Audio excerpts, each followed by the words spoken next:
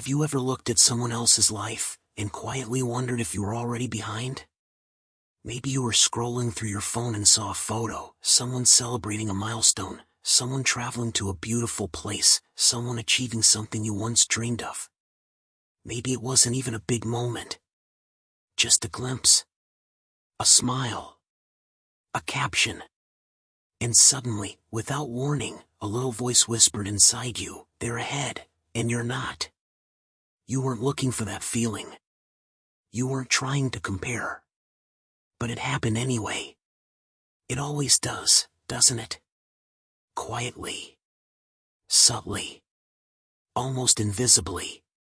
It slips in through the cracks of your most vulnerable hours, early in the morning when you wake up already tired, or late at night when the house is still and the only noise is your own thoughts. You begin to measure yourself by what others are doing. Where they are. How far they've come. And where you haven't. You think about your age. Your career. Your relationships. Your dreams that still feel distant. And suddenly, your life feels small. Like it's not enough. Like you're not enough. But here's the truth I want to whisper to you tonight. Comparing yourself isn't a failure. It's not a weakness. It's human. We've been trained, by the systems we grew up in, by the culture we live in, by the stories we were told, to see our worth in relation to someone else. We were taught that progress is linear, that success looks a certain way, and that if we don't arrive there on time, we've somehow fallen short. But what if I told you that this pressure you carry, that heavy feeling of being behind, is not a reflection of your truth, but a reflection of the noise around you? What if your path has never been wrong, just different? What if the moment you stop comparing is the moment you begin to actually live? Not chasing someone else's version of happiness. Not performing. Not proving. But simply, deeply, living. That's what tonight's episode is about. I want to share a story with you, a turning point that changed me. A moment that invited me to stop running someone else's race and begin walking gently in my own. If you've ever felt like everyone else has it figured out except you, if you've ever felt quietly inadequate while pretending to be okay, I want you to stay. This whisper is for you. Comparison doesn't shout. It whispers. Quietly. Patiently. It waits for you in the small spaces of your day, in the first few moments after you wake up, reaching for your phone before your feet even touch the ground. You open a feed, scroll past someone's morning workout, their glowing skin, their beautiful apartment filled with sunlight and plants and peace. You see someone's wedding photos, their baby announcement, their recent promotion, their life seemingly unfolding exactly on schedule.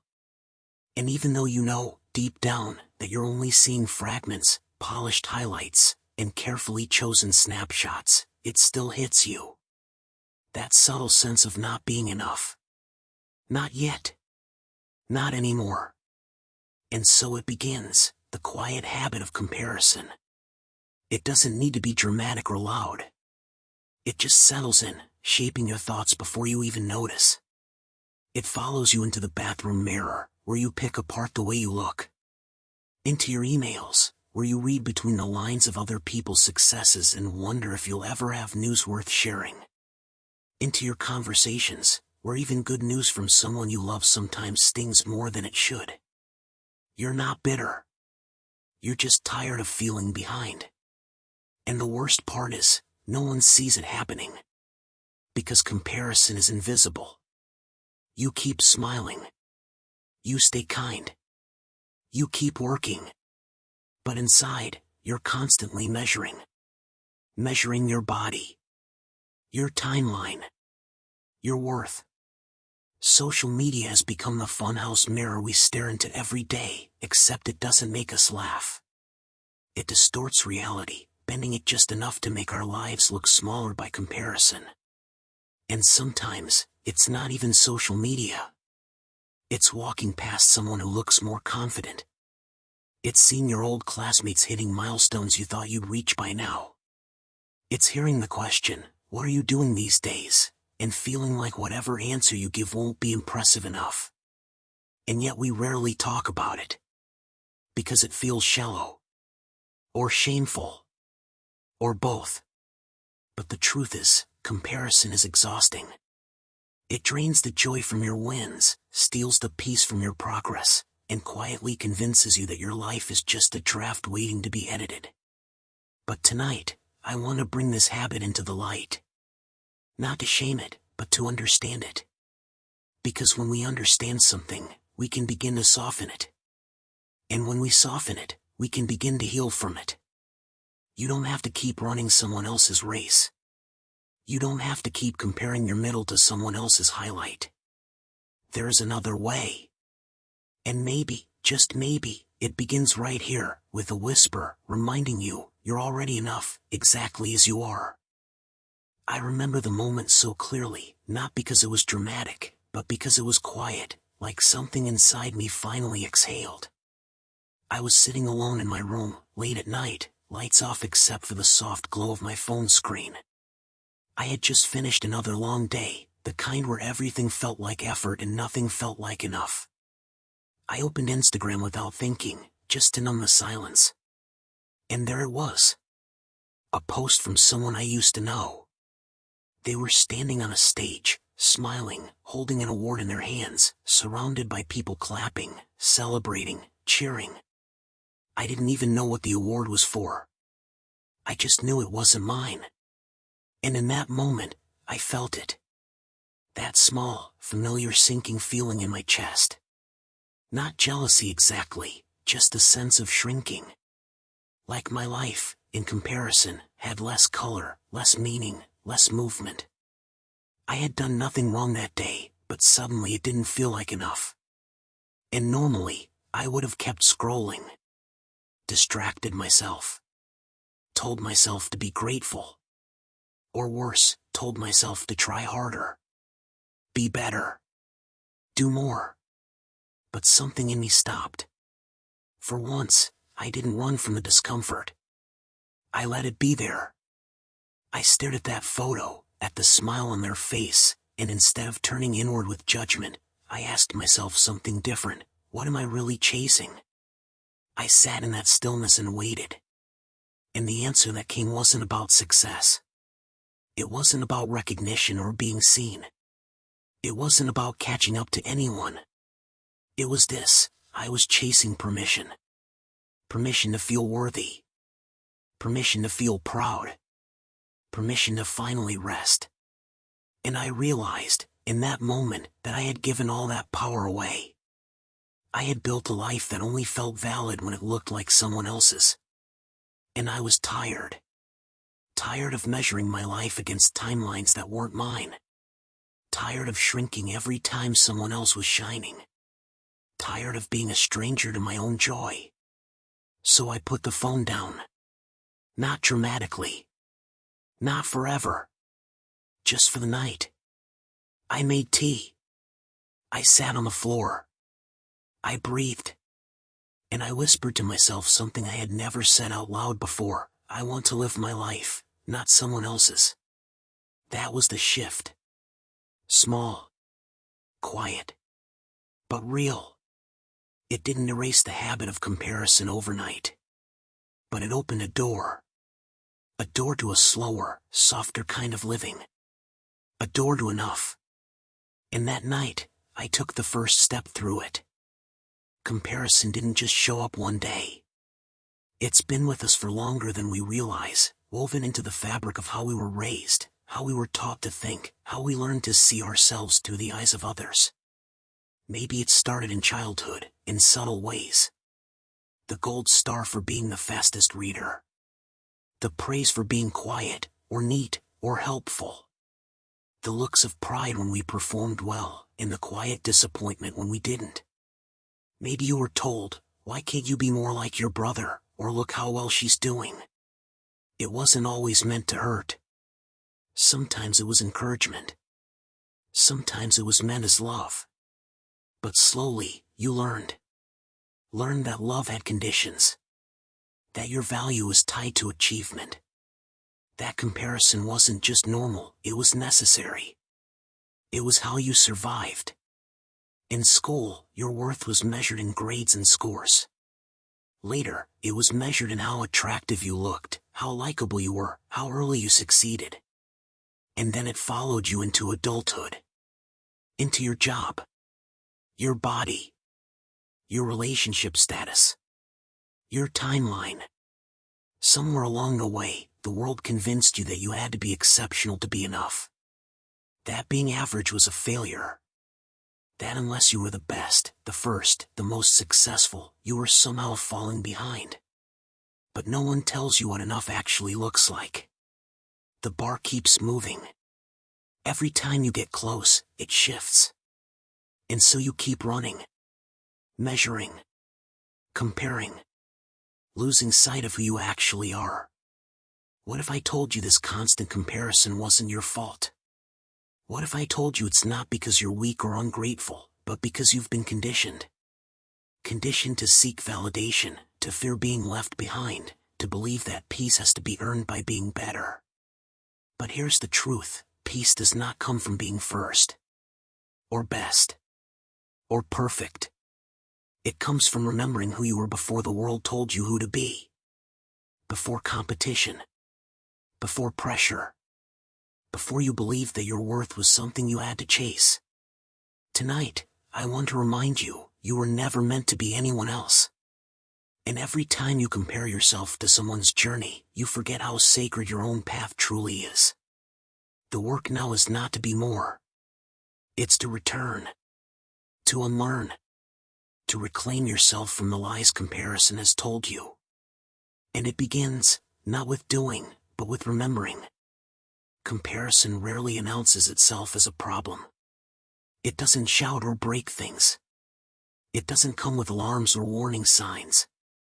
It slips in quietly, like fog rolling in through an open window, and suddenly, you can't see your own life clearly anymore. It distorts the view.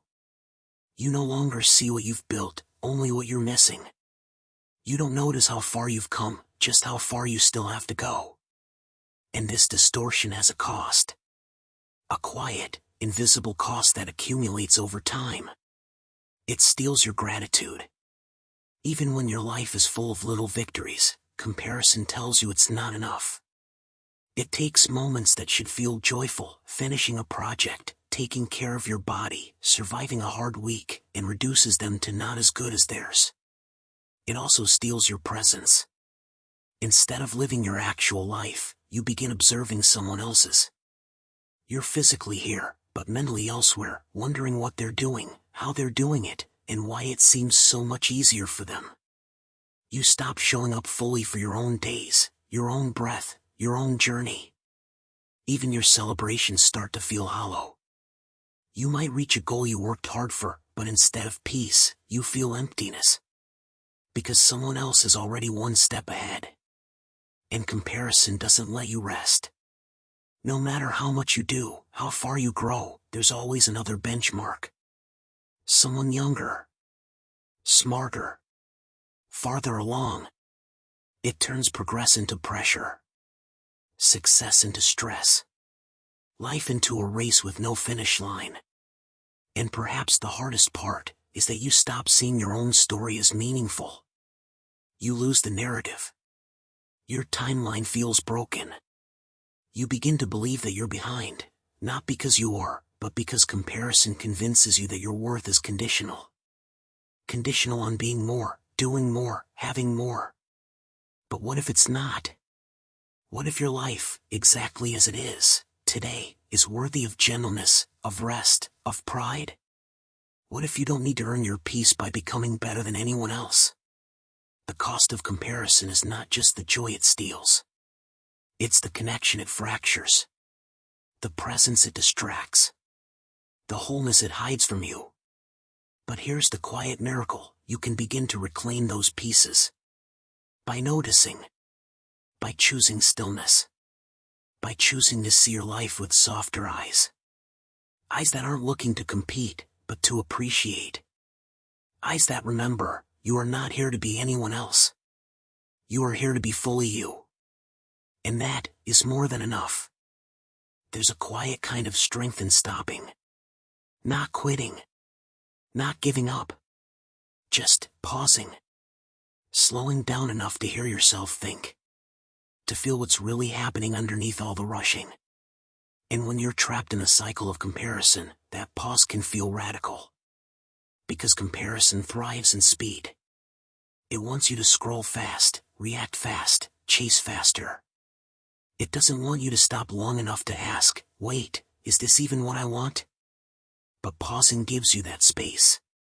The space to step out of the blur and re-enter your own life. Imagine this, you're scrolling through social media and that old feeling rises. Someone got a promotion. Someone just bought a house. Someone is glowing with confidence in a photo that makes you shrink a little inside. But this time, you don't just keep scrolling. You pause. You close your eyes. You take one slow, deep breath. And you ask yourself gently, is this my path? Or am I borrowing someone else's dream? That question alone is a kind of healing. It breaks the loop. It gives you power back. Because sometimes, we compare not because we want what others have, but because we've forgotten what truly matters to us. Pausing helps us remember. In that stillness, you might realize that the kind of success you're chasing isn't even yours. That maybe what you truly want is something quieter. Something slower. Something more rooted in peace than applause. So how do you begin to practice this pause? It starts small. Maybe it's one breath when you feel comparison creeping in. Maybe it's putting your phone down for 10 minutes and writing a line in your journal. Today, I am grateful for. Maybe it's choosing to spend one morning entirely offline, letting your mind wake up without input from the outside world. Over time, these tiny pauses become a pattern. They become a way of living. A way of coming back to yourself again and again, even when the world keeps trying to pull you away. And here's something beautiful, in the pause, you might find something you've been missing. A sense of enoughness. A soft pride in where you are. A voice that whispers, you're doing okay. You're becoming. You don't have to keep running. You are allowed to live at your own pace. You are allowed to define success for yourself. And most of all, you are allowed to rest. Not because you've earned it, but because you're human. Because you deserve a life that feels like yours. What if one day, you woke up, and didn't check your phone? You didn't open any apps, didn't scroll through updates, didn't look to see what anyone else was doing. What if the first thing you did was stretch in bed, breathe deeply, and just exist, in your own body, in your own morning, in your own life? That kind of day feels rare. But it's possible. It's a new kind of living. And it doesn't require a drastic life change. It starts with a single decision, to choose presence over pressure. That morning, maybe you make your coffee slowly, watching the steam rise like a soft ritual. Maybe the sunlight coming through the curtains feels warmer. The silence doesn't feel empty, it feels spacious. You don't feel rushed. You don't feel behind. You're not thinking about what others are doing, or where you should be by now. You're simply here. With yourself. Fully. That's the beauty of this new kind of life. One where your value is not measured by output, or comparison, or validation. But by how deeply you're able to be with yourself. How kindly you speak to yourself when no one's watching. How gently you tend to your own needs. And no one else even needs to know you're doing it. You don't have to post it.